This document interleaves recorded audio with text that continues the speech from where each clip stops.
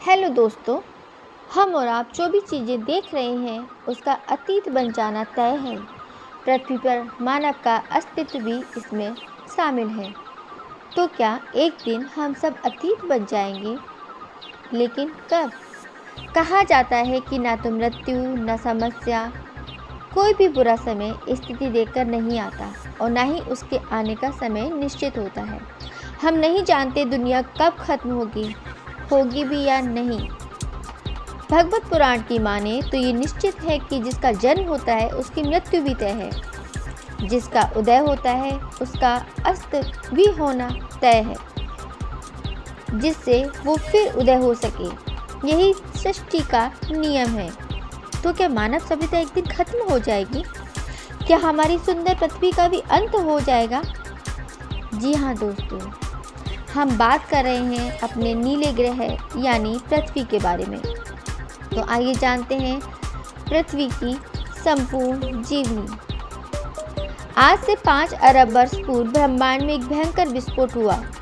उसी विस्फोट में एक बड़ा आग का गोला बना जिसे धूल व गैसों ने घेर लिया, जिसे आज हम सूर्य कहते हैं। विस्फोट में कई चट्टानों ने मिलकर विभिन्न ग्रहों का निर्माण किया। उन्हीं चट्टानों से मिलकर बनी हमारी पृथ्वी, जो शुरू में गर्म व पिघली हुई धातुओं का मिश्रण थी। करोड़ों वर्षों तक पृथ्वी पर पानी युक्त उल्का पिंडों की बौछारें होती रहीं, जिससे पृथ्वी की सतह ठंडी होती रही। कभी ज्वालामुखियों के फटने से वो आग का गोला बनती, तो कभी उल्का पिंडों के साथ आने वाले पानी से ठंडी होती। इस प्रक्रिया से निकलने वाली गैसों से जो हमारे वातावरण का निर्माण हुआ, सर्वप्रथम उसी पानी के अंदर जीवन की प्रक्रिया प्रारंभ हुई, जो कि करोड़ों वर्षों तक विभिन्न चरणों में होते होते विभिन्न तरह के जीवों व वनस्पतियों में बदलती चली गई। जिस प्रकार मनुष्य के जीवन को 4 वर्णों में बांटा गया है, उसी प्रकार पृथ्वी के जीवन के भी कई चरण हैं। आज हम उन चरणों की भी चर्चा करेंगे। गर्भकाल। करोड़ों वर्षों तक पृथ्वी जल में डूबी रही, जहां वनस्पतियों व जीवों का जन्म हुआ। शैशव काल। जल के भीतर रेंगने वाले एक मुखी व वायु युक्त जीवों की उत्पत्ति हुई। कुमार काल में कीट भक्षी नेत्र व श्रवण इंद्रिय युक्त जीवों की उत्पत्ति हुई। इनमें मानव रूपी बानर शामिल थे। किशोर काल। इसके बाद भ्रमणशील आखेटक वन्य संपदा भक्षी गुहावासी जिज्ञासु अल्प बुद्धि प्राणियों का विकास प्रारंभ हुआ। युवा काल। पृथ्वी के इस काल में कृषि, गोपालन, प्रशासन, समाज संगठन की प्रक्रिया हजारों वर्षों तक चलती रही। प्रौढ़ अवस्था। वर्तमान काल में पृथ्वी की प्रौढ़ अवस्था चल रही है। इस काल में अति विलासी, क्रूर, चरित्रहीन, लोलुप, यंत्राधीन प्राणी धरती का नाश करने में लगे हैं। इसके बाद जो समय है वो आएगा वृद्ध काल, यानी कि इस काल में पृथ्वी पूरी तरह बूढ़ी हो चुकी होगी। माना जाता है कि इसके आगे अन्न, जल, वायु, ताप सबका अभाव क्षीण होगा और धरती पर जीवों के विनाश की लीला प्रारंभ होगी। उपराम काल में ऋतु अनियमित होंगी, सूर्य, चंद्र, मेघ सभी विलुप्त हो जाएंगे, पूरा ब्रह्मांड शून्य में विलीन हो जाएगा।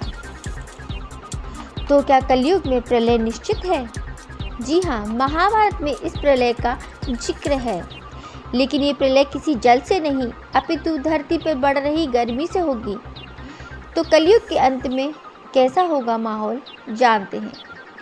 जो जो घोर कलयुग आएगा, त्यों त्यों धर्म, सत्य, पवित्रता, क्षमा, दया, आयु, बल व स्मरण शक्ति का लोप होता जाएगा।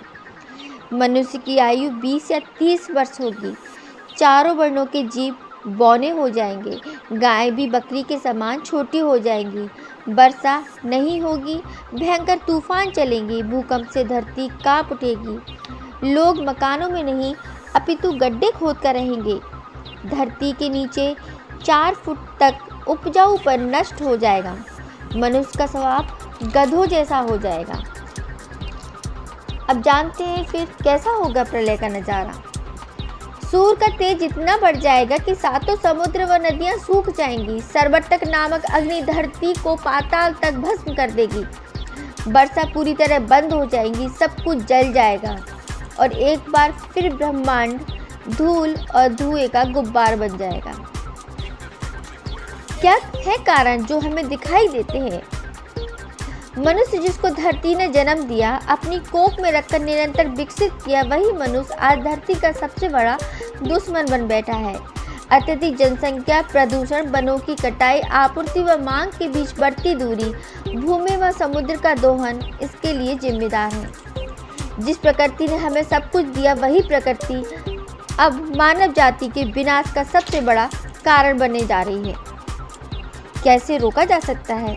बिल्कुल, इस पूरे ब्रह्मांड व पृथ्वी का अस्त होना तो तय है, परंतु इसके घातक परिणामों को लंबे समय तक टाला जा सकता है।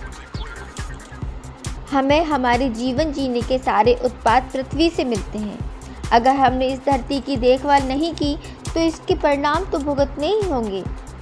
इसके लिए जरूरी है कि पूरी दुनिया का प्रत्येक मनुष्य पर्यावरणीय सीमाओं का सम्मान करके निश्चित करे आर्थिक विकास में सभी शामिल हों व स्थिरता की ओर बढ़ें। धन का समान रूप से बंटवारा हो, संसाधनों व ऊर्जा का उपयोग कम किया जाए, मानव कल्याण पर जोर दिया जाए। हम ऐसे भविष्य की दिशा में कार्य करें जहां लोग व हमारे ग्रह दोनों फलते फूलते हों। प्राचीन समय में लोग विनाशकारी कार्यों में शामिल नहीं थे, इसलिए उन्हें प्रदूषण और पर्यावरणीय मुद्दों पर चिंतित होने की आवश्यकता नहीं थी।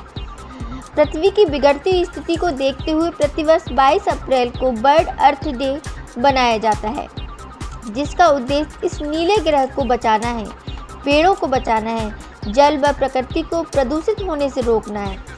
हम सभी को विचार करना होगा कि हम अपना विनाश कैसे चाहते हैं, हमारे आने वाली पीढ़ियां और उनका भविष्य कैसा होगा। अब धरती का हो रहा क्रंदन, सुन क्यों नहीं रहा है जन जन। रो रो के मैं कर रही पुकार, बंद करो मुझ पर अत्याचार। तुमने मुझको वृक्ष विहीन कर मिटा दिया मेरा श्रृंगार। वृक्ष आश्रित पक्षी करते हाहाकार, प्रातः कलरव से होता था अभिनंदन। लुप्त हुआ अब भौरों का भी गुंजन। तुमने मुझ में गहरे खनन करके मुझ में गहरे घाव लगाए। तुम्हारे बोझ से बिगड़ गया मेरा संतुलन, टूट रहा है अब और सहने का मेरा प्रण। अब धरती का हो रहा क्रंदन, सुन क्यों नहीं रहा है जन जन।